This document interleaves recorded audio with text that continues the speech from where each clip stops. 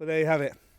It's the end of the year, and as the last leaf comes off the tree, we know we're getting near Christmas. But it's been a very, very busy year. Take a look at some of the highlights.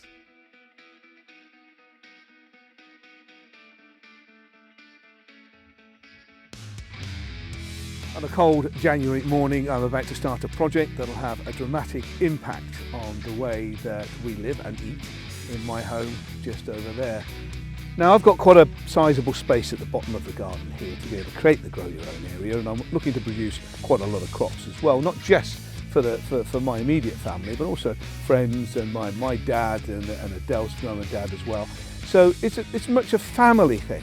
Finding a decent operative to be able to control these types of things is very difficult. Fortunately, I can rely on it within the family. How are you getting on, Lance? Yeah.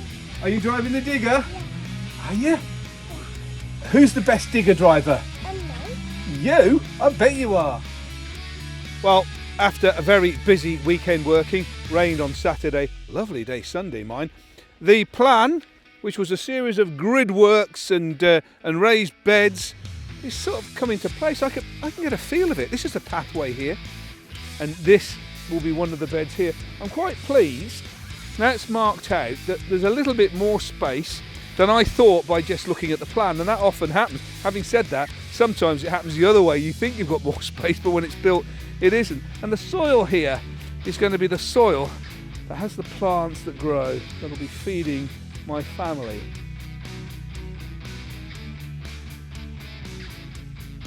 It's done! Every single pathway is now down. So this is a permanent grow your own area. Boy, doesn't that feel good. And do you know something? Through the whole build of this, the weather has been absolutely gorgeous. Blue skies, sunny days, and quite warm for the time of year. Moment we're finished, it is absolutely freezing here. I have to say, we all had to huddle up in the greenhouse for 5 minutes before we're ready to come back out again. I'm incredibly excited. Even as a little kid, I had a pond. Having one here in our new home is going to make, it's going to lift us up a little bit. Well, it took many hours last night filling the pond up, and what a difference it made. Look at it, fantastic. Now we've trimmed up the edge of the liner, tucked a lot of it in at the side. We put some cobbles and stones just as an embellishment. It helps mask and hide pipes and cables. And of course it also beds in our marginals, and right at the bottom there's a couple of water lilies at the base of the water garden. So the storms have acted on a bit of havoc for us here, and the weight of this greenhouse is massive. Look at it, take a look, step back a bit, have a look, don't fall in the borders, but look at that.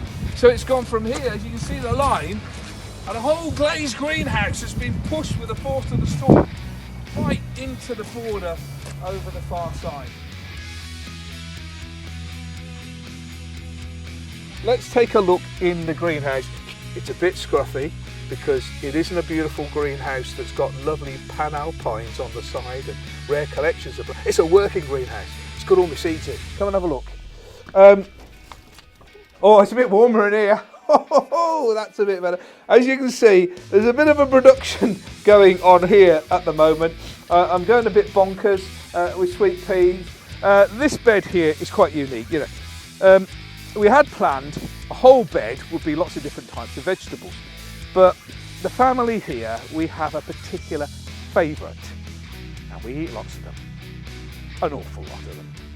They are round, they are red, and they've got lots of little berries all the way around the outside. That makes it look as if it's lots of different fruits, but it is one effectively. It is, of course, the mighty raspberry, and we love them here.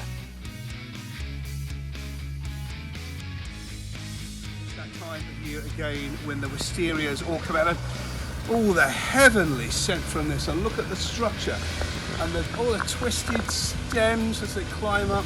It's a marvellous time of year, and wisteria is popping out in colour all over the country. Take a moment when you see one to get up close and breathe in that beautiful fragrance, because spring is sprung. So what I've done is I've just literally threaded it on to the top section here. I've left these open so I can just sort of like take it off at the end, and I've let it cascade down to the ground, of which I'm then going to cut the bottom to trim it and peg it into the ground, so I've got this framework of knotted squares, which is going to be absolutely bang on for my little tiny sweet pea. Look at that, look at that. You're going to be growing up there before you know it.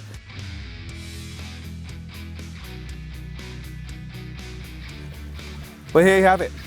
All the plants into position. Hard work, but they look amazing. You ever started the job and then think to yourself, cripes, I am totally swamped, and I am. This greenhouse is packed out. We've been building this grow your own area now for several months. The concrete floors down, the beds are in and everything, and we've grown nearly everything from seed, but then we've had to wait because we've just had an awful lot of sun and not much rain.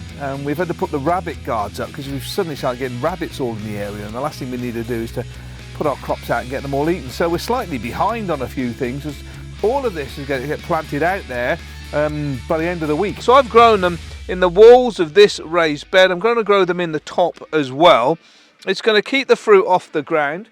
It's just the right height for my 3-year-old to come and start picking. That's a concern because I'll never get in here. He loves strawberries. We all love strawberries. We've created a pathway which has been grass seeded, so there'll be a walkway through here.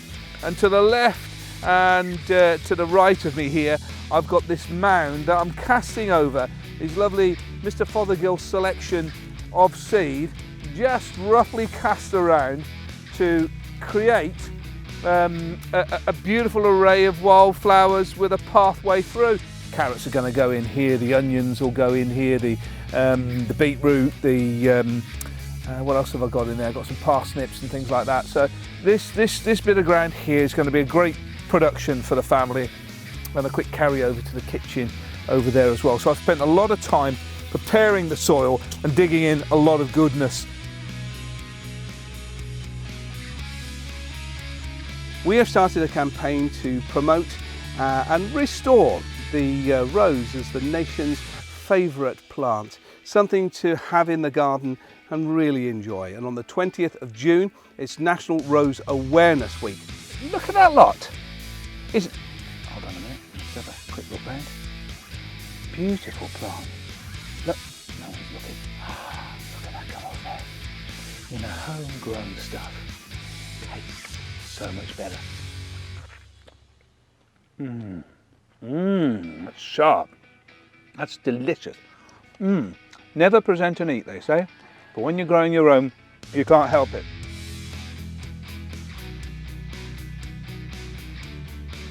If you've got a very exposed spot, you may want to pick them a little bit earlier, so you don't get any of this quite brittle flower structure that's left damaged at all. There are many plants that you can put into your garden, but none so popular with the bumblebees as this. Echinops retro, the globe thistle, and look at how many bumblebees are just tucking in.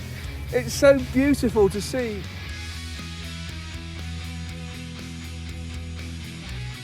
I mean, just take a look at this. Look at the beauty and how many different coloured flowers and textures and shapes they're in.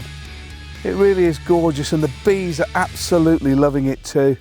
This is my little wildflower mound that I've grown.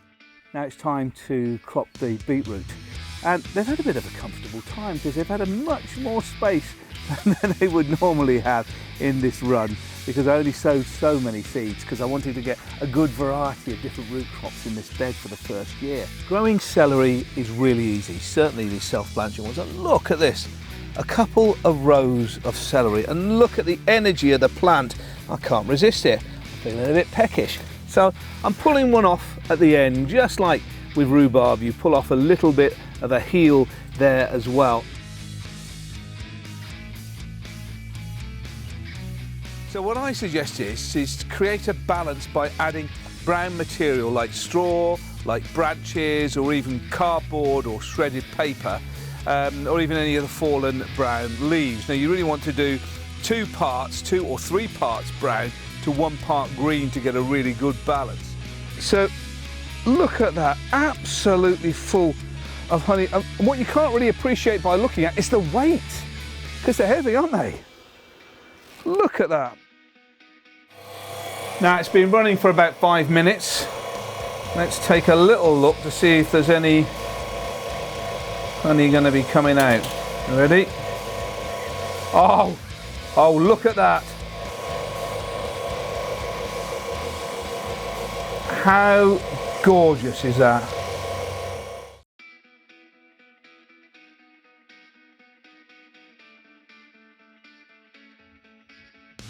Things like anything like polyanthus or primrose that are left over from spring, I've just taken a couple from this container, put them in their own individual pots.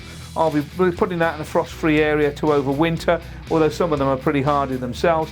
Down here, petunias, it's a no really. They've been absolutely spectacular. They're still looking good now, but I'm just going to let them finish off. They'll naturally die back and I'll take them out of the container. The big geranium here, I'm going to overwinter. Behind me here there's a little fuchsia, that's another fuchsia I'll save.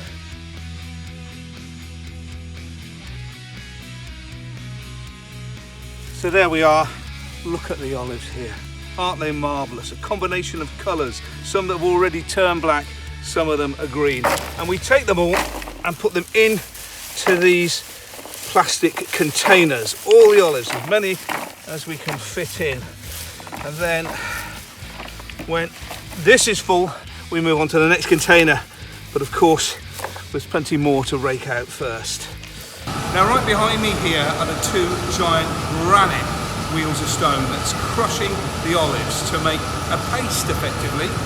That paste gets sent down here and is applied onto the surface of those mats. Those mats then are taken over there and pressed till all of the juice comes out. And that's when it gets interesting. Now here I am back in my own olive grove, and I've got my own freshly pressed olive oil from these very trees.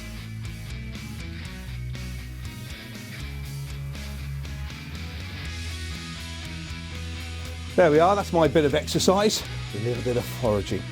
There's something quite special about choosing plants that you have in your own garden or on a woodland walk that you can then embellish and use as Christmas decorations in your own home. And it is great fun to do. So kitchen windowsills are great for growing your own. Save biscuit compartments and adapt them into your own growing containers. Good grief, haven't we done a lot?